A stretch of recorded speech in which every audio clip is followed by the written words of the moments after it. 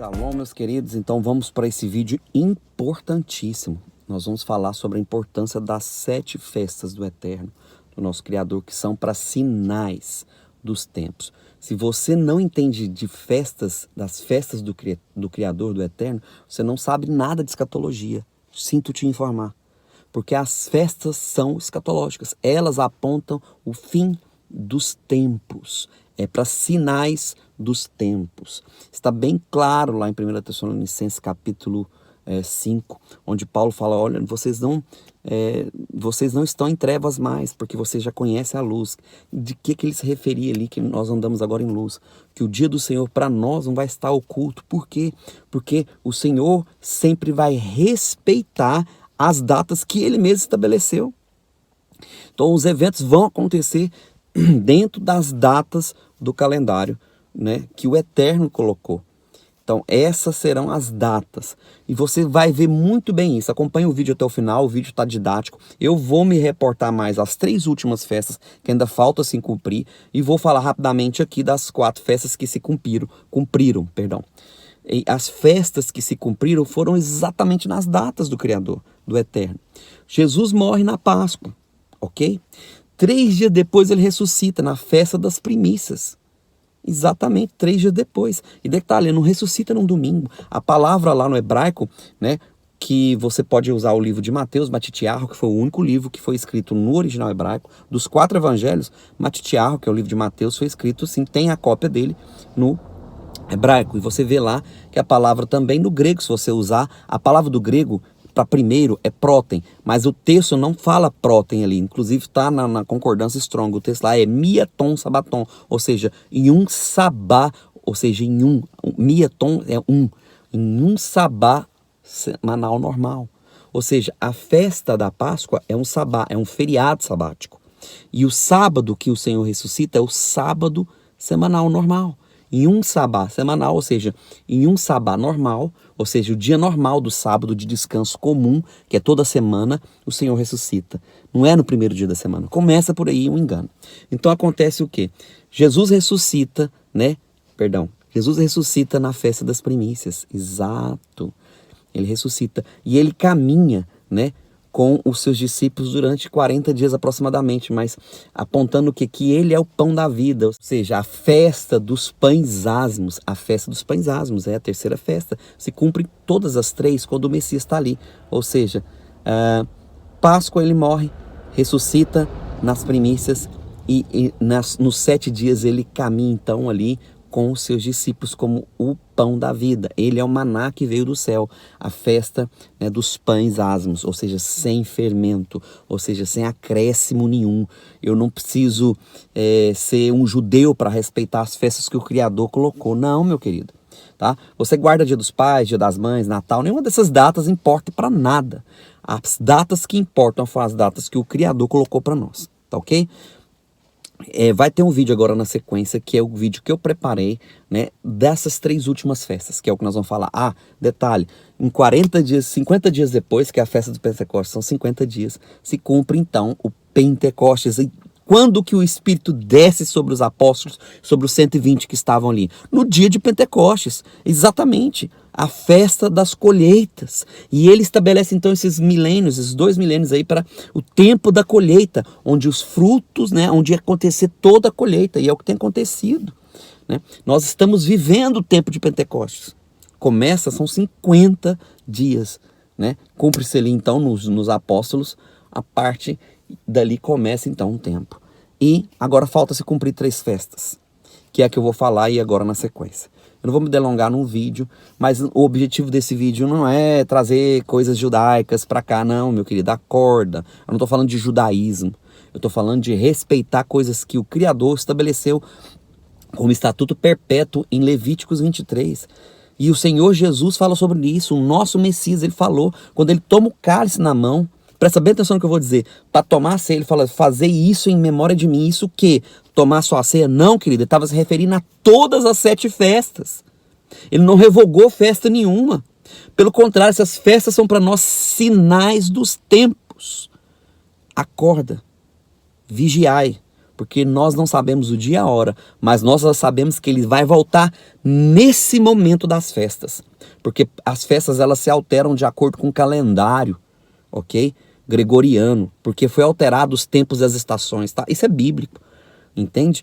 Ou seja, o Papa Gregório muda tudo, os tempos e as estações. E agora nós deixamos então de seguir os calendários e as festas do Eterno. Então, fique ligado nas datas desse ano, tá? Fique ligado. Então, serão 3 dias aí, entre o dia 18 e o dia 20. Dia 18 e dia 20, Rosh Hashanah, 3 dias. Depois 7 dias, quando termina isso, ou seja, contando 10 dias, do começo de Rosh Hashanah até o Yom Kippur, que é o dia do perdão. E depois, né, em dia 8, do dia 3 ao dia 9, se não me engano, de outubro, é a festa de Sukkot, dos tabernáculos, ok? Então, sem mais delongas, veja aí agora o vídeo que eu preparei rapidamente sobre as festas, as 3 últimas festas, escatologicamente falando, tá? Se você não conhece as festas do Eterno, você não entende de escatologia, porque elas são escatológicas, elas marcam os tempos e as estações, e Jesus vai voltar dentro dessas festas. Então, meus queridos, é como eu venho falando, tá aqui, né, a menorá, que é o castiçal.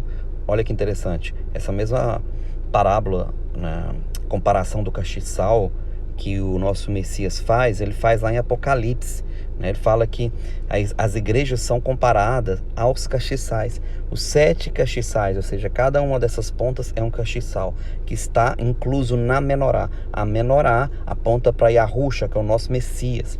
Então, 3 anos e meio, na realidade 4 festas se cumpriram. As festas de primavera se cumpriram, né? Que é a Páscoa, os asmos, as primícias e o Pentecostes. Jesus, Yahusha, morre na Páscoa. Ele ressuscita 3 dias exatos, 3 dias depois, que é na festa dos pães asmos. E na festa das primícias é o período que ele anda com os discípulos, que ele aparece aos discípulos, né? Até quase perto de Pentecostes, ok? 7 dias. E o Pentecostes se cumpre, né, na descida do Espírito Santo. Exatamente no dia de Pentecostes o Espírito Santo vem. O que resta agora para cumprir são 3 festas, que é a festa das trombetas, a festa da expiação, ou Yom Kippur, né, e a festa dos tabernáculos. A festa das trombetas, queridos, exatamente o que aponta é para o arrebatamento. O que é a festa das trombetas? Ela é também conhecida como o dia que ninguém sabe, né? No ressoar da última trombeta cumprirá-se o mistério de Deus, ou seja, nós iremos ser transladados ou arrebatados, né, no final da última trombeta. Os textos relativos, né, à festa das trombetas, ou Rosh Hashanah, é exatamente, né, as 7 trombetas de Apocalipse, está ali. É profético. O padrão que Deus estabeleceu das festas, os sinais, são proféticos, são para isso que ele estabeleceu, para que os tempos pudessem ser estabelecidos, né? O dia da expiação, chamado também o grande dia da ira do Senhor, ou dia do juízo, que é o Yom Kippur, acontece exatamente 7 dias depois da festa, do término da festa das trombetas. As festas das trombetas são 3 dias, ok? E o Yom Kippur são 7 dias após, que é o dia do juízo, ok? Aponta para o dia da ira. E por último, a última festa, que é a festa dos tabernáculos, né, dos tabernáculos, ou da habitação tabernacular, aponta para o milênio, né, que está lá em Apocalipse 20. Eu vou falar aqui, né, vou estar falando um vídeo sobre o milênio, mas especialmente esse dia eu preciso falar dessas festas, ok? Então vamos ver essa passagem, olha só, irmãos. Mas, irmãos, acerca dos tempos e das estações, não necessitais que vos escreva, porque vós mesmos sabeis muito bem que o dia do Senhor virá como um ladrão de noite. Por que essa passagem? Então essa passagem acontece, querido, de 1 Tessalonicenses 5,4, porque eles guardavam as festas. Eles aprenderam a guardar as festas. As festas são sinais do Criador determinados, entende? Então aqui eu coloquei a festa das trombetas desse ano, de 2020, todos os anos, o Rosh Hashanah, também conhecido como o dia e hora que ninguém sabe, ou seja, apontando para o arrebatamento, ou seja, no ressoar da última trombeta se cumprirá o mistério de Deus, ou seja, o período de tribulação que nós vamos passar, né, das 7 trombetas, vai ser um período de tribulação, mas logo após virá a grande tribulação, que vai ser maior do que todas as coisas. Nesse tempo a igreja vai ser tomada, né, a igreja vai ser tomada da terra, irá estar com o Senhor.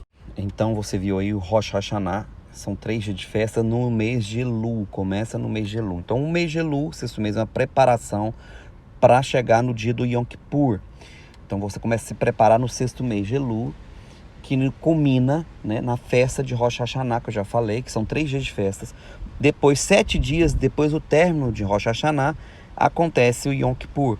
Então, ou seja, é um intervalo entre Rosh Hashanah e Yom Kippur de 7 dias, totalizando 10 dias. São 10 dias de arrependimento, de perdão, de você mudar suas atitudes, de você se preparar para estar no Yom Kippur, que é o dia do perdão, ou dia do julgamento. Vou explicar melhor. A palavra Kippur significa cobrir com, ou seja, por isso também é chamado de dia da expiação, ou seja, é onde o castigo, o pecado é coberto, ou seja, é liberado um perdão sobre o pecado. Porém, as consequências, que é a responsabilidade dos atos pecaminosos, serão julgados. Também por isso chamado de dia do julgamento, né, por conta disso. Né, a expiação pelo pecado vai ser consumada nesse dia, que é considerado então o dia da volta do Senhor Jesus. Em Apocalipse capítulo 19, eu falei sobre isso aqui, no retorno de Jesus é caracterizado por algo que é chamado de a grande tribulação, o grande dia da ira do Senhor, ou consumar do juízo. E isso então aponta para Yom Kippur, que você vai ter que pagar com sangue, né, com o seu próprio sangue. É óbvio que tem o sangue do Mashiach, mas aqui significa o quê? Você dar a sua vida. Em Apocalipse 19, como eu estava me referindo, se refere a isso, ou seja, você sacrificar-se, né, ou seja, entregar a sua vida ali no sentido literal da palavra. Em Apocalipse 19 diz que nós vamos ter que nesse dia ser bem-aventurados aqueles que morrem, né, para não passar pelo grande dia da ira do Senhor, onde os cálices serão derramados sobre a terra. Então esse é o tipificar do Yom Kippur, né, onde os cálices da ira serão derramados sobre a terra. E aquele que morre nesses dias é feliz, ou seja, bem-aventurado. É assim que se refere Apocalipse 19. Ou seja, o perdão é liberado, mas as consequências dos atos serão cobradas mediante sacrifício de sangue. Ok? É isso. Nós avançamos então para a 7ª e última festa, que é chamada de Sukkot, que vem da palavra hebraica Sukkah. Sukkah significa cabana, e Sukkot é o plural, que significa cabanas. Também chamado de que? Festa das cabanas ou festa dos tabernáculos. E agora vem a parte interessante dessa festa. Esse ano, os tabernáculos caem no dia 3 a 9 de outubro. São 7 dias de festa. 7 dias de festas, onde o último dia, que é o 7º dia, chamado Hoshana Rabbah, ou seja, Rabbah do hebraico significa grande, e Hoshana é um ato de adoração, uma súplica de adoração, ou seja, você já deve ter ouvido essa expressão, Hosana nas alturas, Hosana nas maiores alturas, Hoshana, que seria a palavra correta no hebraico, ou seja, é um ato de adoração ao Eterno, o 7º dia.